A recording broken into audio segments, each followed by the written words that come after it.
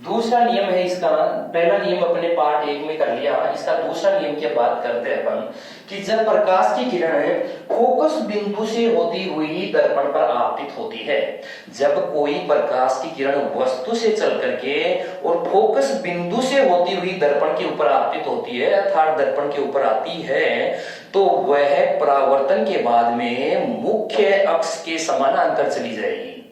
दोबारा सुनना, मैं क्या कह रहा हूं कि जब कोई प्रकाश की किरणें मुख्य फोकस से होती हुई दर्पण के ऊपर आती है, मतलब गोलीय दर्पण के ऊपर आती है, तो वह परावर्तन के बाद में मुख्य अक्ष के समानांतर चली जाएगी। पहला जो नियम मैंने करवाया था उसका उल्टा है, यहां पर देखना।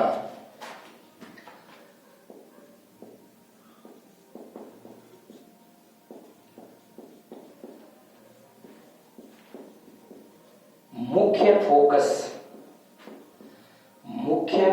से होती हुई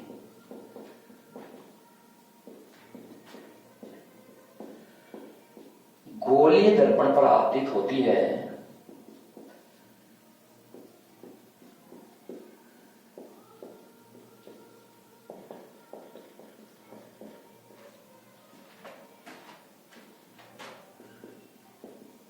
आपतित होती है, तो परावर्तन के बाद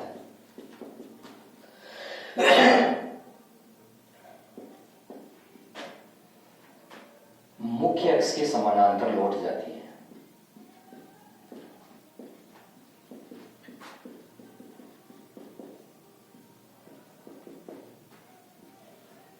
लौट जाती है।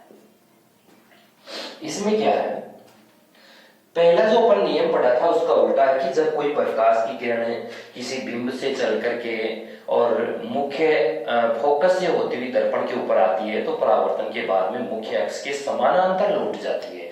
वो किस प्रकार से लौटती है, डायग्राम से देखिएगा आप। ये अपन दर्पण की बात कर रहे थे, वही गोलीय दर्पण, और गोलीय दर्पण में ये दो दर्पण का प्रकार है। ये अवतल दर्पण का प्रकार है। कौन सा दर्पण है ये? अवतल। में नीचे लिख देता हूं यहाँ पर, अवतल दर्पण। और ये इसका द्वारक है जिसको अपन M और N से लिखते हैं। ये एक वक्रता केंद्र और ध्रुव बिंदु को मिलाने वाली जो रेखा होती है, सीधी रेखा, उसको अपन क्या बोलते हैं? मुख्य अक्ष बोलते हैं। ये इसका वक्रता केंद्र है।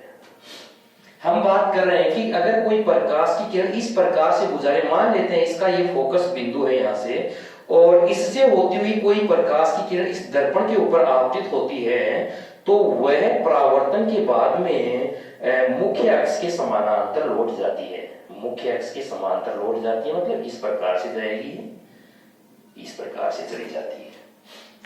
तो और ये अवतल में होता है। उत्तल में अगर इसका प्रकार देखें तो इस प्रकार से होता है।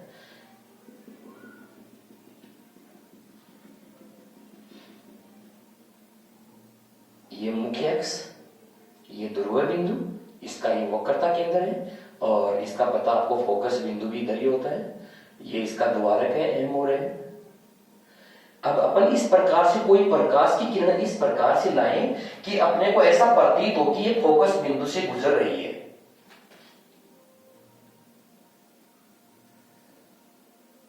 थोड़ा सा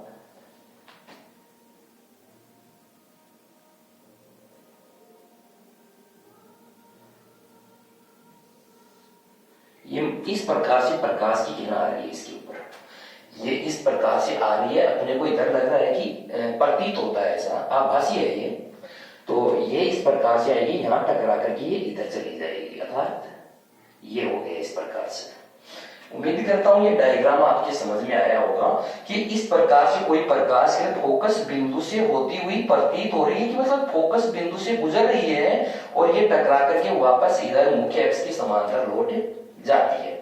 इसमें क्या है, इसमें भी इसी प्रकार से है कि फोकस बिंदु से होती हुई दर्पण पर आपतित हुई और आपतित होने के बाद में यह मुख्य अक्ष के समांतर लौट जाती है। ये अवतल दर्पण की कंडीशन है और ये उत्तल दर्पण